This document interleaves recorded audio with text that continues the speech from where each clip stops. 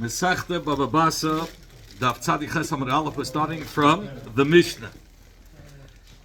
Somebody who sells wine to his friend, and it became sour in his friend's rishus. Meaning, he's in the lokeir's rishus. The moicha doesn't have to pay him anything, because where did it become sour? It became sour in the lokeir's rishus. Taki, if it would have been sour already in the moicha's rishus from before, it's a mekach tos. But here it was good while it was in lokeir's rishus, and then it became sour. What's if it's known that this guy has a history, that his wine becomes sour? He has a history and it doesn't last. Then you could say it's a mekach tos. When did it become clumsy? In his rishus, but he has a history that it doesn't last long. That within a few days it gets sour. So it was already in the rishus that it started to get sour. But if the lekeich was aware, he brings down from the Yad Emeh before he bought it, and he knew that this guy has a history that his wine becomes sour. His wine becomes sour pretty early, and just in a few days. So it's saber v'kibel, and the deal is a deal. But here we're talking about he didn't know about it. You have to make a set like I'm selling you good wine, mishubach wine. It has to last till Shavuos. Only till Shavuos. Once it's after Shavuos, it's the heat of the summer comes in, and that it's hard beteva that the wine should stay good. That's what the Rashbam says. If he said he's selling him yayin yashan, so he has to give him Mishal Ish Esh Tokat. Esh Tokat, says the Rashbam, it's two words. It's from the year before. I don't remember how he says it, the Lashon. Let me just find it a second here. Esh Tokat means Shata Kamaisa, meaning from the year before. It has to be from a year before. So the Gemara Miyushan. What's if Miyushan? If he told him he's selling him aged wine, then it has to be Mishal Shalasham. It has to be from 3 years before. That it wasn't okay. The wine has to be that old. Has to be that old. That has to be able to age till the end of the third year. Age till the end of the third year. It has to be old wine, or if it's not yet done, it has to at least last till the end of the third year. Rabbi Yisrael said we did not learn in the Mishnah that the moicha is not responsible if it gets sour.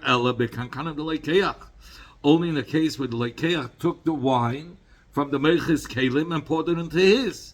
So then we could say, listen, the kelim of the lekeach caused it that it should get sour. But what's if it still remained in the jugs of the meicha? Amalei, so the lekeach can say to the meicha, it got sour while it was still in the meichas in kankanim. In other words, he bought it, but he's still holding the kankanim. What? In other words, the lekeach didn't pour transfer it into his own. Right. Yes, so then we say, he says, so then the kohen can say to him, listen, to the sour wine, here, take your sour wine, and it's in your kelim. And it's your responsibility because it became sour in your kelim. So what if it wasn't the kegs of the meicha, the wine was there and it got sour in the kegs of the meicha? Let the meicha say to the lekeich, you didn't have to hold it for such a long time. You hold it for long. You forget about the kelim, he says. Even if it's in my kelim and it got sour, but there was enough time for you to drink it. You left it even longer than a lot of time for the family to drink it. So let him tell him you shouldn't have held it for such a long time. So actually, what like Tzich over here, it's talking about the Amalei, the Lekeach said to the Meicha. You buy water and you have to return those big bottles, right? So yeah, but over here, the Meicha's big kelim, and then it got sour. Wine, you have to return back the kelim. So he's asking, why does it have to last till Atzeres? Let it last, whatever the time that it takes to drink. When you sell the wine, you drink it. You're not here to hold it. What is it, a museum here? So he says he should have. So you shouldn't have held it that long. You should have drank it before it became sour. It says he told him the fetish that I want it for cooking. Cooking, you don't use so much wine. You use a drop of wine, so it takes a long time. So obviously he did it. He bought the wine that it should last for a long time, and therefore, if it got sour before that time, before Shavuos, then the Meicha is responsible. Why did Rabbi Yosef Rabbi Chanina establish the Mishnah b'kankanim de lekeach? We're talking about that it was in the kegs of the lekeach. Uda amalei lemikvah, and he said that he wants it for lemikvah for cooking, and therefore the meicha is therefore the meicha is responsible, right? Because he told him lemikvah. Look when the kankan of the meicha, say it's talking about it was in the kankan of the meicha, right? In the kegs of the meicha, and he didn't tell him it's lemikvah.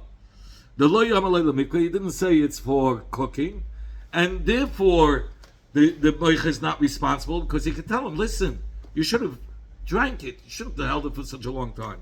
What do you have to give? It's like chaos kegs, and he said lemikvah, and that's why and that's why he's not right. One second. He said, yeah, say it's a kankan of the meicha delay. He didn't say anything. Here, let me just look a second. He brings down. Yeah, that's it. Zakti Amar says Masnisin Kshise. So what did he tell him? Look him in And he didn't say the mikvah, and that's why he shouldn't be responsible. Why do you have to say it was the kegs? Not responsible. Yes, because he could say you should have drank it before the time. He could say you should. Arei alecha. He said the meicha ketana to lekei shalekei yitzar lish to sayam miyad. What? Right. So why did you wait so long? You shouldn't have waited. And even if you waited so long, I could tell you I sold it for drinking. I didn't sell it for cooking. Anyway, like we said by the Shoishanok, he got a nakhan, right? And he didn't get it for plowing. Even there, even Reiv is for plowing, we said, but he could tell I sold it for shachtik, for shchita. I didn't sell it for plowing. Anyway, why do we have to say it's definitely talking about that he sold it for cooking? The Ktani. Because in the Mishnah it says by the second din, in Yodua Shayene Machmitz, if it has a history that the wine becomes chametz, so then that's the second din. You remember? If it has a history, this guy the Meich has a history that it becomes chametzdik, then it's a mekach tos. In fact, why should it be a mekach tos? Let him be up to tell me you shouldn't have held it for such a long time. The only reason why, the only reason. He didn't sell him. It got later. It became. Sure, we're talking about later. We said I brought you down from the Yad HaMeh that if he knew that he has a history, then it's Saba V'Kibel. Then he accepted it, and it became chametz later. It became chametz in his issues, but faster, much after a couple of days. Says the Gemara, he shouldn't have held it so long. So why should it say it's a mekach tois? He should have drank it. So why did the Mishnah say in the second din it's a mekach tois? Because lekeach, who needed the wine, he needed a mikvah for cooking, and that's why it's going to be considered as a mekach tois. We're definitely talking about it was lemikvah. That's what we have to. That's how we have to zetzenayin. It was lemikvah. That it was, and the meicha is pata from the achrayis in the first case, and in the second case, okay, in the first case is going to be pata from the achrayis, and it doesn't matter because it was in the lekeach scalim. Because it's mashma if it wasn't the meicha scalim, the meicha would be responsible. And in the second din, it's talking about when he said that it is a mekach tois because he preferred sold the mikvah. We're talking about it was in the meicha scalim. Okay. In fact, Rabbi Yosef, and Rabbi Yosef is arguing. Rabbi Yosef, that Rabbi Yosef said, that by wine, whoever's the current owner, his mazel is the one that causes that it should get sour. You remember because of his sins. We said that yesterday. That even though normally the wine could last a longer time, but if it's a new owner and it got sour, we could say it was his mazel. Should never, like it says in the pasuk in Chavakuk, that what does it say? Even the wine rebels. Gever yar here for a person who is a bagayvanik. Why should the wine rebel and become sour? Because the Bal HaYayin is a bagayvanik. According to Rabbi Yisrael, Mishnah is talking about where he left the wine. The wine was in the jugs of the meicha, and also that lekeach said it was lemikva. He said it's for cooking, and nevertheless the meicha is going to be potter from achrayas, right? Because he says lemikva. I'm sorry, he's still going to be potter from achrayas even though it's in the kegs of the meicha. Why? Because we could say even though it's the kegs of the meicha, and he said it's for cooking. So why, if it got sour right away, it should be the meicha's problem, right? It's the meicha's kelim. We're going to say no, according to Abchia. But Yosef, he says no, it's no raya because it's the mazel of the lekeach, of the lekeach that made it sour. Really, it would have lasted longer, but the current owner has a problem with his mazel, that whatever he gets turns bad. Rav Murray said, "How you mind the man?" Anybody that buys wine, tough luck. What is he saying? No. So if it's a case that he has a history that it always gets sour, that's different. It's a history that it gets sour. That's a badai. Has nothing to do with the lekeich's mazel. But stamazoi, if it's the meicha and it was lemikva, we're going to say the meicha is not responsible. We're going to say it's the lekeich's responsible. Why is lekeich responsible? It doesn't matter because it was his mazel. No, even if it's the meicha's kalim. So if you want to Amar Murray, Haiman the Yori, this person who's a bagayvanik, afila ayin shebeisil nekabel, even over his household, his wife, he doesn't rule over it. She's mavazehim. She never, like it says in the pasuk, Geva Yohir, a person who's a bagayvanik, v'lo yimba, he will not rule over his abode, over his house. My v'lo yimba. What does it mean v'lo yimba? Shelo yeh lo kavod afilu b'nava shaloi. He won't even have covered in his own house. That's mida connected mida. It goes like because you rule over other stamp people. You show you're greater than them, and you put them down. So the Eibishter gives you mida connected mida that even in your own house, your wife will not listen to you, won't respect you. Somebody who's a bagayvanik house that he's misativ b'tal shel tamid chacham, that he would cover himself with a talis over his shirt to show he's a Talmud Chacham. And he's not a Talmud Chacham. In the Eilam Haba, he's not going to be allowed within the Mechitza of Hashem. Because by Adam Yari it says, he's not going to rule over his own abode, over his own house. By the Shir it says El Nevei Kachecha. So just like the Nova that says by the dwelling of Hashem, right? Just like the Nova that says over there is talking about the dwelling of HaKadosh Baruch Hu. So to the Lashon Nova, which says here that it says somebody wears a talis and he's not really a Talmud Chacham, the Kavanah is to the dwelling place of HaKadosh Baruch Hu, he's not going to be allowed in. Obviously, we're talking about the Beis HaMikdash. Zakti Gemara, that's the dwelling place of Hashem. Robert said, there, if there was a person that sold wine, a chavis of wine to a storekeeper, he sold it to him, that he should sell a little by little in the store. So what happened? So we're saying he wasn't really a buyer. He was a shliach. He was just the middleman. He gave over his barrels to the storekeeper. He didn't charge him anything, of course, and the storekeeper was supposed to sell it little by little.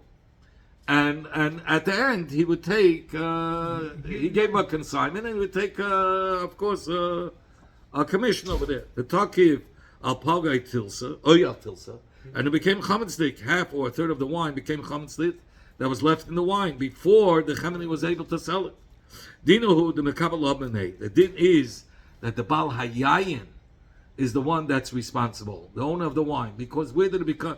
Whose barrels did it become, and who was the owner when it became sour? The meicha. It wasn't his. He didn't sell it. It was the balayayin. That's what, and therefore the kilkul didn't happen in the Chameni's Rishus. It's not his. It belongs to the balayayin. This is only if he didn't change the place of the spout. But once avol shana bebaza loy. But if he changed the place of the spout in the barrel, he made it lower. Others say he made it by where the sediments are, so that could have caused it to make it sour. So and we said that the balayayin is responsible only as long as the day of the market didn't reach yet, and it got sour before the day of the market. But what's if the day of the market came and he didn't sell all of it? Then the balayayin is not going to be chai when it turns sour, because the chemeni was negligent. He was lazy. He didn't sell all the wine, and because he didn't sell all the wine stayed and became sour. So then it's on the chemeni. Now we're talking about a new case. Here, this person accepted to own part of the bar. He gave him the wine, and he says, "We'll be shutfin." Now we're not talking about he just makes a little profit, a little commission. We'll be shutfin. He didn't pay for it, so there's ribis. So Nezel Dashach, how do we learn? So when he gave him the barrel of wine, so half of it is halva, meaning that he must pay back, and half of it is a pekadon. On the halva part, no matter what happens, if it goes up or down, whatever happens, he has to pay back that money that he owes, that he borrowed. On the half that's a pekadon, that belongs to the balayayin. So if it goes down, it's his loss. It goes up, he's holding it for the balayayin. So that's why it's not going to be ribis. So what happened over here? He was accepted the chamra. Adaited the mamtelei lefarvisa the vul shvat. The balayayin says, "Look, yeah, we're going to split the profits," but he told him, "You cannot sell it till you reach this special place called the vul shvat, because over there you can sell it. There's a much bigger demand for wine, and you can sell it for a much higher price. So don't sell it till you come to that city."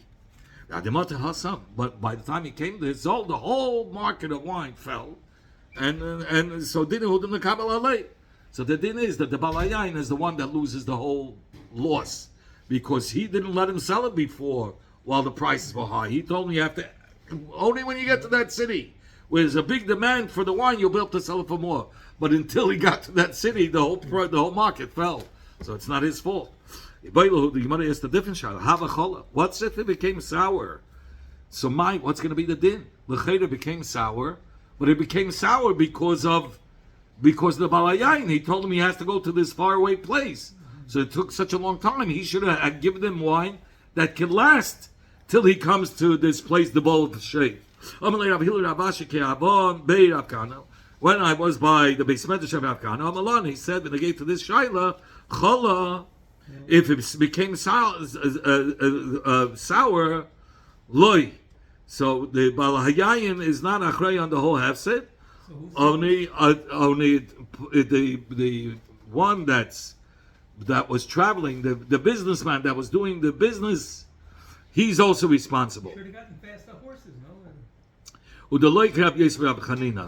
Because according to Rabbi Yosef Rabbi Chanina, the meichet is responsible for the Ayin Shehichmitz, and we're not toilet in the mazel of the lekeach. The first Tana, Rav Kahana said that no, it's because of the mazel, and who owns it? They both own it. So therefore, the one that's doing the sales, who's a partner, he's a partial owner. So it's his mazel together with the balayayin that made the wine go bad. So it's their mazel. But he says no. And it's not like Rabbi Yosef Rabbi Chanina who says that that we don't look at the mazel. Okay, even if he got sour mekabel, the one that the balayayin is the one that's at fault. Keman, the original owner is going to be at fault because he told him he can only sell it in Volv Shait, which was Shveit, which is very far away. Well, Shvat was so far away, so it should have been able to last till so far. And since it didn't last, he's responsible and has nothing to do with Mazel. According to Rabbi Yosef Rav Chanina, that's the second day. First day it says, no, it's totally a Mazel. And since it's totally a Mazel, both should and therefore it's both of their losses. And according to the Ikeda Amri, no, it's not totally a Mazel. The Baal Hayayin is completely responsible because if he sold him wine and he wanted it to only be sold in the Vol Shvat, which is far away, he should have sold him such a quality wine that can last that long. Zakti Yimada, Yashon, we learned the Mishnah old wine. He says, I'm selling to you Michel Eshtokit. It has to be from a year before, from the harvesting time, the sukkahs before. It has to be 1 year before. If he said he's selling Yain Miyushan, then it has to be 3 years. Zakti Yimada, Tonam. We learned the Braisa, Umiyashin, and when he gives to the buyer Yain Miyushan, so it has to be Miyashma V'Hoylech, that the wine has to be able to keep on aging till the end of the 3rd year, Ad Chag, and not the end of the 3rd year, meaning till the Chag, that's when you harvest the grapes. And if it became sour before that, so then the Meicha is responsible to reimburse him. The whole reason is because Miyushan implies it's 3 complete years. Okay, Zakti Mishnah, somebody who sells a place to his friend to make a house, he didn't tell him the measurements of the house that he's going to build him. And so too, somebody is Mekabel to give makim for his friend, Amanas, to make him a house there, and he didn't tell him the dimensions of the house. So it says the Gemara, Beis Chasnus Livnei, if it's a house that's for his son who's getting married, Ubeis Almanis Lebitai, and a house for his daughter, for if she becomes Almana, so Baina Abba is Al Sheish. He builds 4 by 6. What does that mean? That's the size of the house. When a young couple comes, so who does the son move into? The son has to move into his father's little house that he gives him for the young couple. Why by the father's house and not by the father-in-law's house? Because they were afraid that the mother-in-law might live with him. That's what it says. And why by Beis Almanus Levita? Beis Almanus is for his daughter, because that's if she was widowed, she always lived with the husband by her father-in-law. But once the husband died, so she goes back to the mother. So it's 4 by 6. Okay, Rabbi Akiva, those are the words of Rabbi Akiva. Rabbi Shmuel says, what are you talking about? These dimensions is for a chicken coop, or for an ox, for a barn, a little barn. So like it says, one who wants to make Harefes Baka, he builds 4 and 6. And the Gemara is going to explain who said these words. Refes Baka Hizu. Is it Rabbi Shmuel or is it Rabbi Akiva? We'll get to it soon.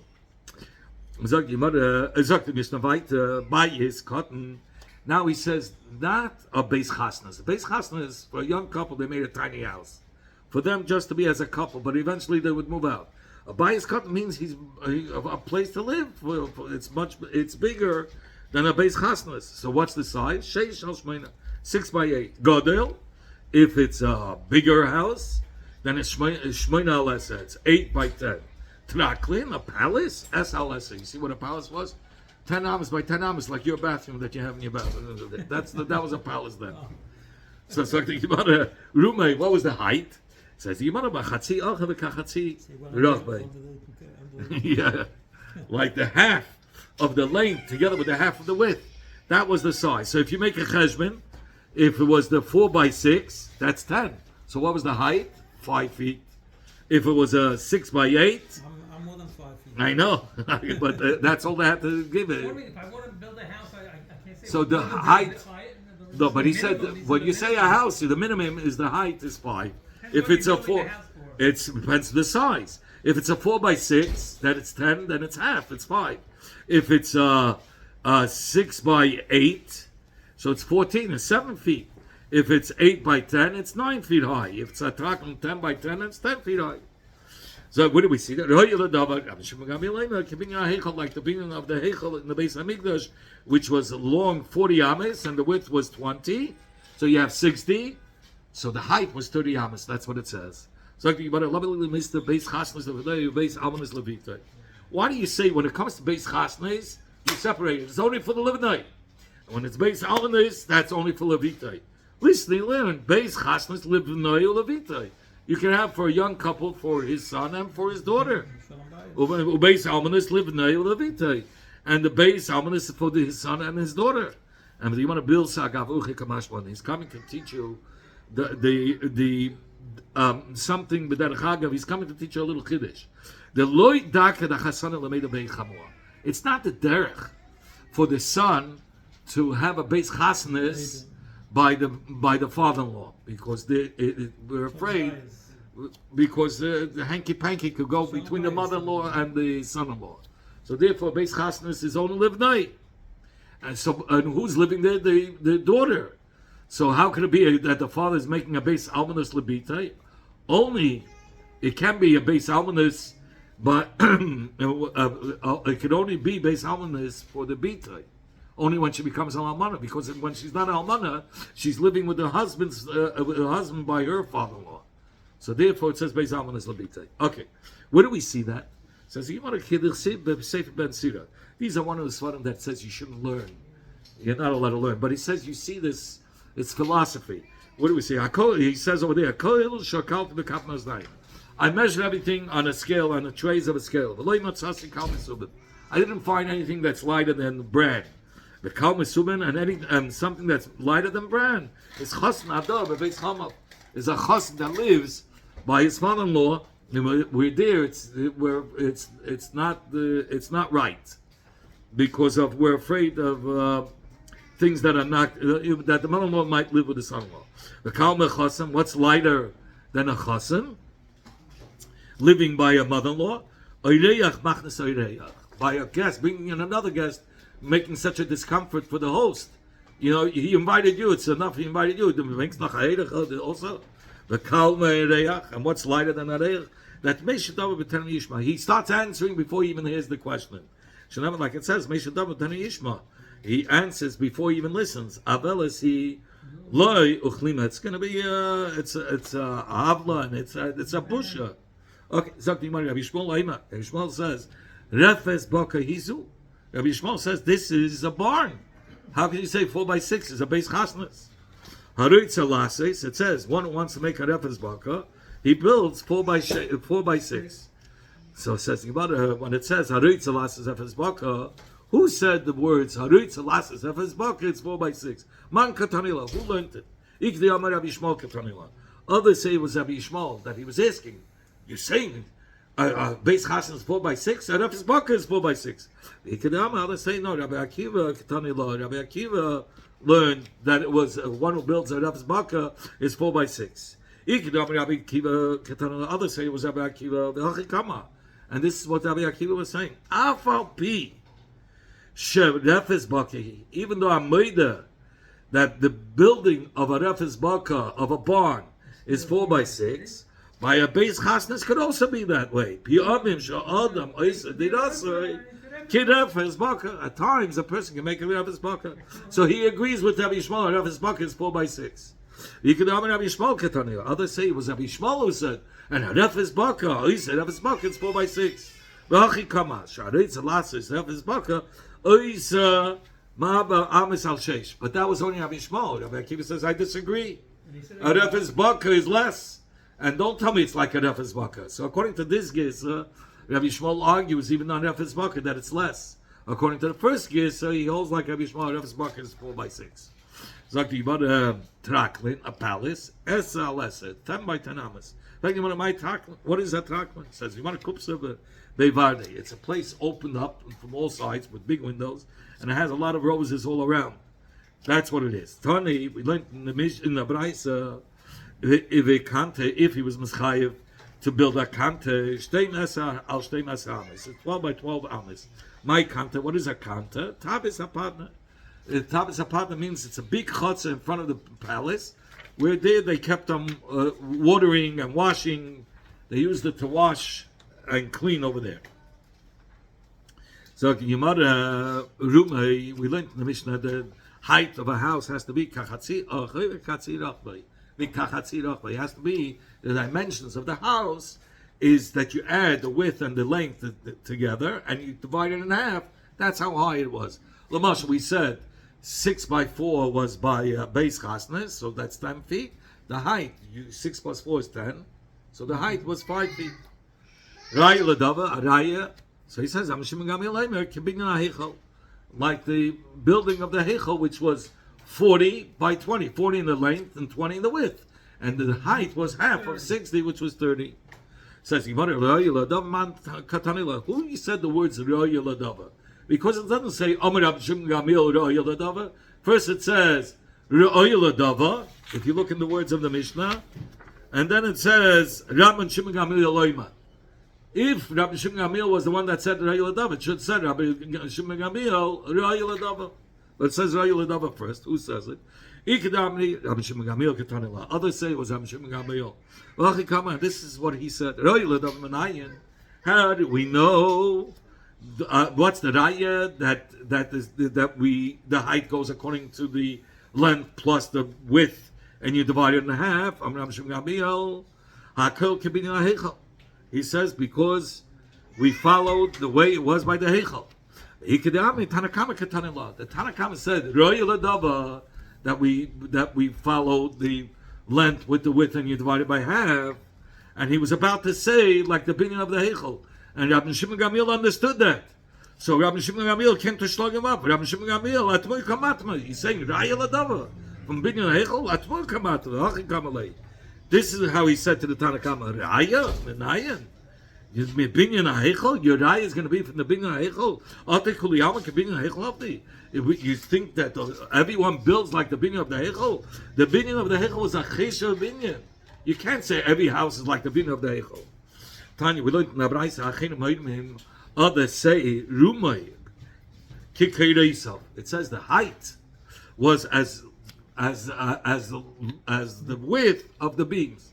In fact, if you're going according to the length of the beams, the length of the beams sat on the width of the house. So say Why do you say Why do you say that the height goes according to the length of the beams? Say it's the length of the beams sat on the width of the house. Say and by saying others say he says a house on the bottom the walls are much thicker. So it's if you're going according to the house, it's much narrower on the bottom.